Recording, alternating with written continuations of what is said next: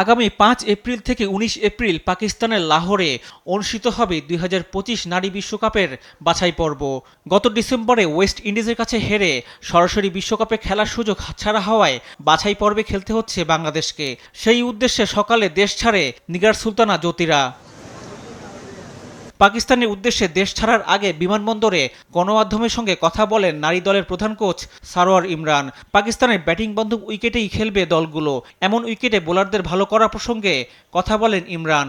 আমরা এই ব্যাপারে ওয়াকিবহাল, আমরা সেইভাবে আমাদের যে এই ক্যাম্পটা হলো আমরা স্পেসিফিক এই কাজগুলোই করেছি।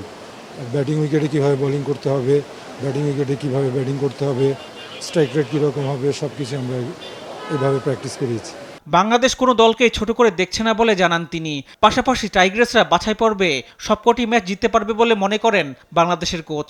আমি মনে করি আমাদের প্রিপারেশনটা ঠিক আছে। ওখানে আমরা 5টা ম্যাচ আছে, আমরা 1 বাই 1 5টা ম্যাচে উইন করতে চাই। সেজন্য 2টা স্ট্রং টিম আছে আমাদের সাথে, ওয়েস্ট ইন্ডিজ এবং পাকিস্তান, এবং অন্য দলগুলো আয়ারল্যান্ড, এবং এদেরকেও ছোট করে দেখছি না।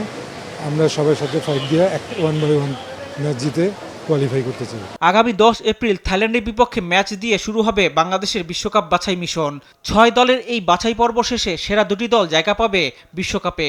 বাংলাদেশ সেই 2টি দলের একটি হয়ে দেশে ফিরবে, এমনটাই প্রত্যাশা ভক্তদের। রিফাত আঞ্জুম, দেশ টিভি, ঢাকা।